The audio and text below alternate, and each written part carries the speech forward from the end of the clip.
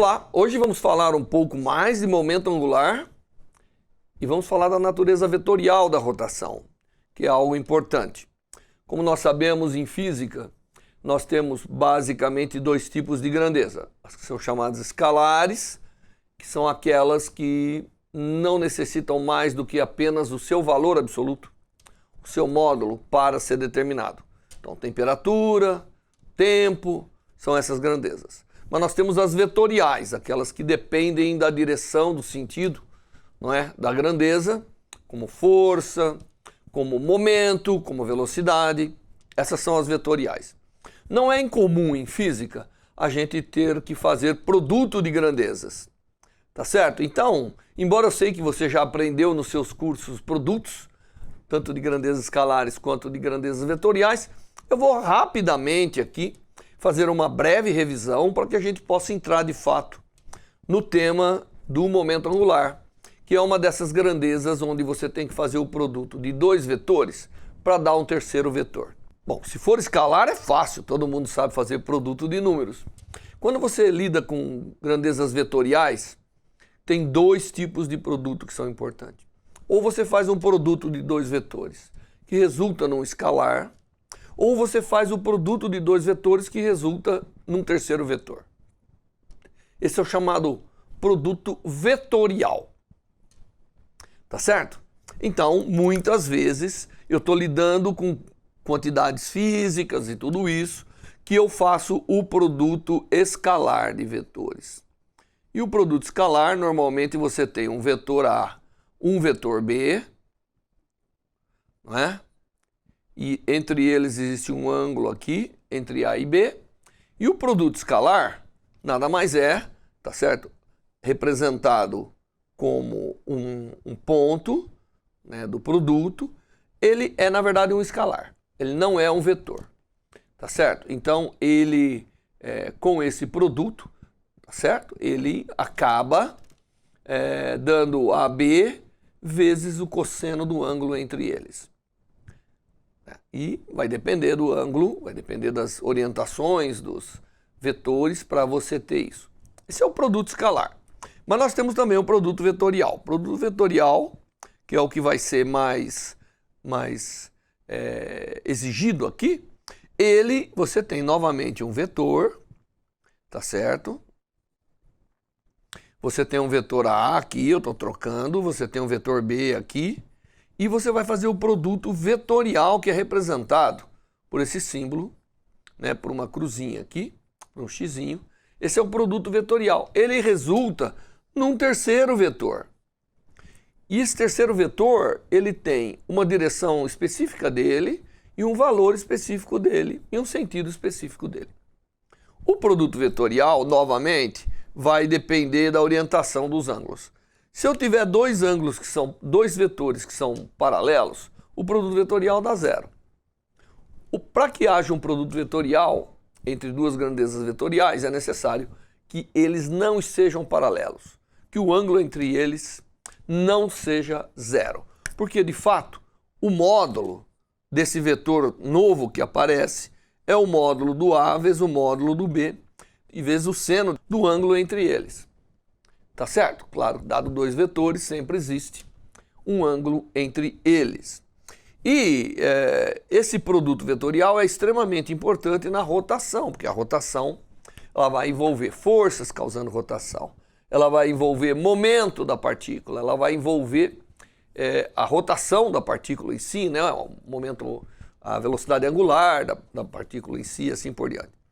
Como determinar qual é a direção e o vetor? Já disse que o módulo é dado dessa maneira e, obviamente, numa aula de 15 minutos não dá para elaborar grandemente em cima disso, mas isso são coisas que você já aprendeu aí e que você pode facilmente revisar aí nos seus apontamentos ou na internet. Como determinar a direção do C?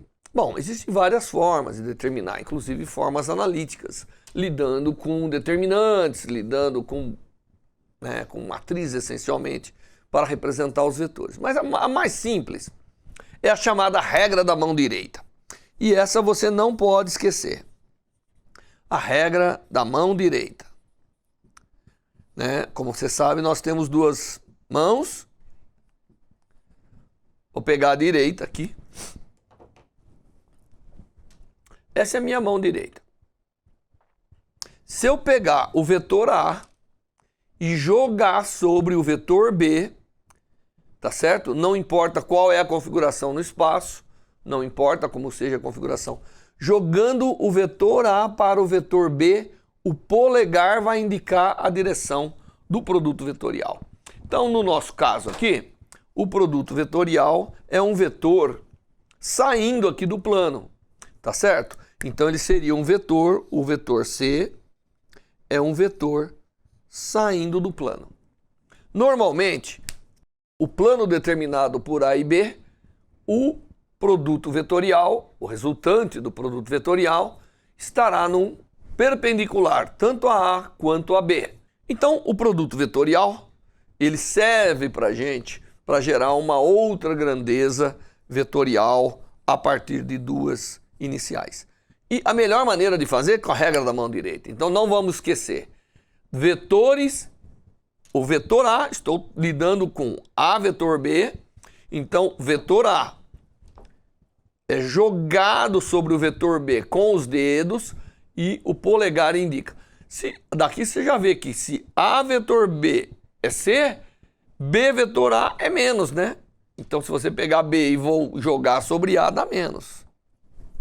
A regra da mão direita nunca dá errado para se fazer os produtos vetoriais, tá certo? E o que nós vamos lidar hoje é com isso, é com o produto vetorial de grandezas que fazem parte da rotação. Porque quando nós temos uma partícula, ela tem um momento, ela tem uma posição. Nós já vimos brevemente nas aulas anteriores que coisas dependem do produto, mas as coisas dependem do produto de uma forma vetorial. Porque nós aprendemos que se eu não tiver momento perpendicular ao raio de rotação, não tem rotação. Portanto, você vê, esse é um caso que, se não tiver uma componente, pelo menos, do momento linear de uma partícula perpendicular, desculpe, a direção do raio vetor, não há momento, não vai haver rotação. Então ela vai depender desse produto. E tem outras grandezas, muitas, que o produto depende, né? Em eletricidade, em magnetismo, mecânica de um modo geral, a gente sabe que isso acontece. Uma força para causar um torque, ela tem que também ter uma componente perpendicular ao raio vetor, tá certo? Então você vê, aqui é o produto que deve de alguma maneira ser utilizado para representar essas grandezas que eu estou mencionando e que são muito relevantes, né, na hora de caracterizar uma rotação de um corpo. Muito bem, então nós vamos pegar agora e com essa pequena revisão aqui do produto vetorial, vamos reolhar um pouquinho a rotação, tá certo? E vamos tentar determinar como que ela pode ser expressa por um produto vetorial. Nós temos aqui um centro de rotação, nós vamos imaginar que nós tenhamos aqui um centro de rotação. Então eu tenho aqui um eixo ao redor do qual uma partícula aqui vai estar rodando. Então nós sabemos que nós temos um raio vetor, tá certo? E essa partícula tem um momento, né? Ela tem um momento, deixa eu representar aqui de uma forma um pouco mais. Ela tem um momento, né? Nós definimos, isso foi feito anteriormente, o momento angular. O momento angular, ele é definido da seguinte maneira. O momento angular é definido como sendo o produto vetorial do vetor, né, do raio vetor, pelo momento da partícula. Então veja, quando eles forem paralelo, não há essa grandeza. Quando eles forem paralelo, há essa grandeza. E o momento angular é uma grandeza extremamente importante, porque você vai ver, ele é que nem um momento linear, como eu já havia dito no passado, para a translação.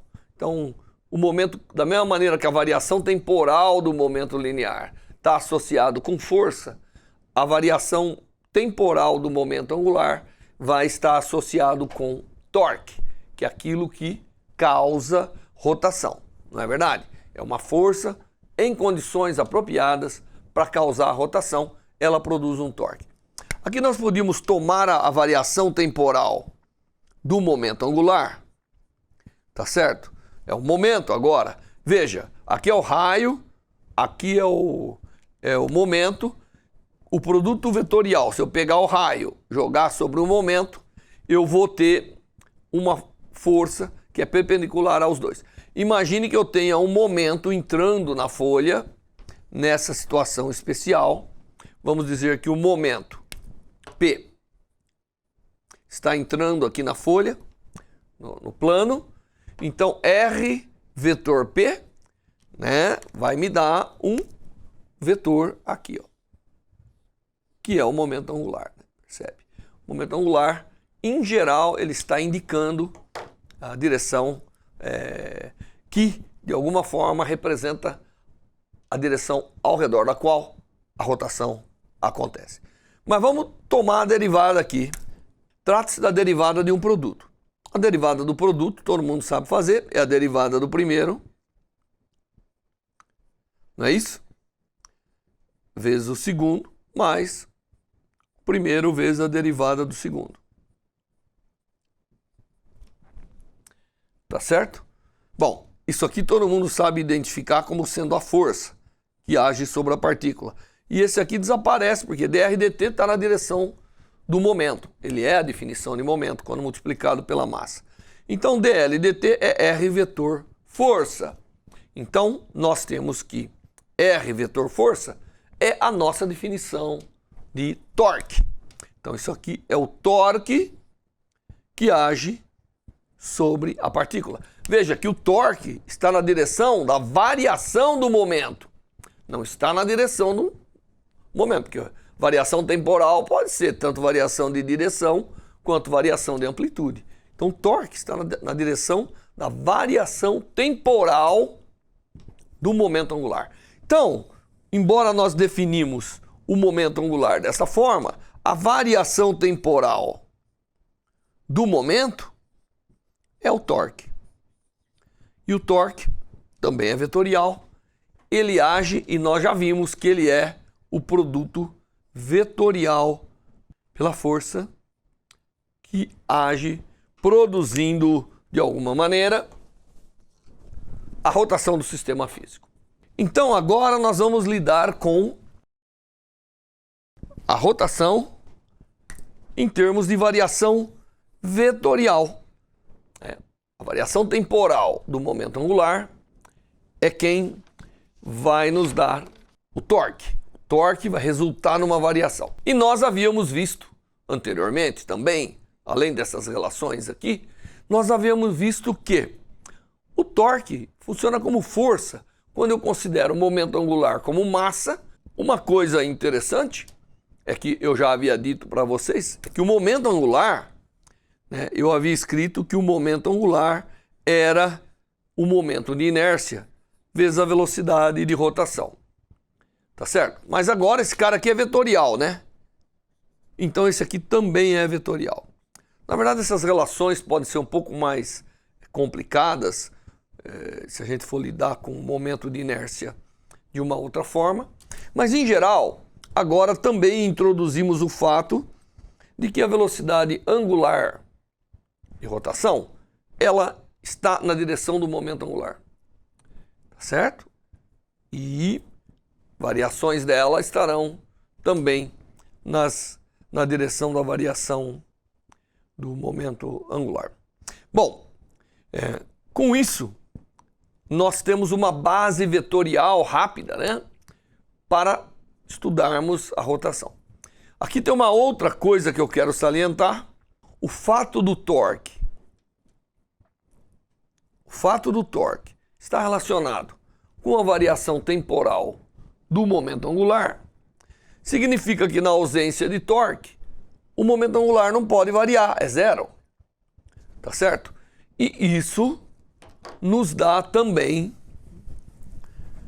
uma lei de conservação importante que nós temos que levar em conta, que é a lei de conservação do momento angular.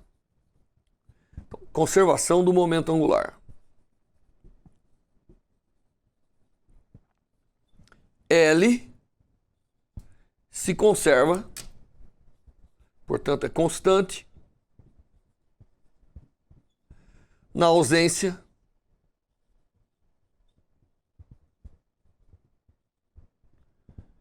de torque.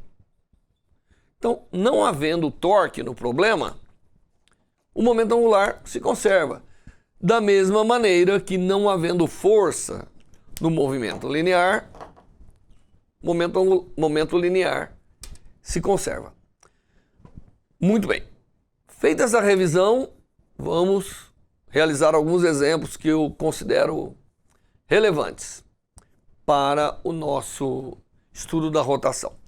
Muito bem, visto essas bases simples do momento angular, vamos agora, na próxima aula, ver alguns exemplos que a gente acha relevante, tanto sobre a aplicação da natureza vetorial do momento angular, quanto da conservação desse próprio momento. Até lá!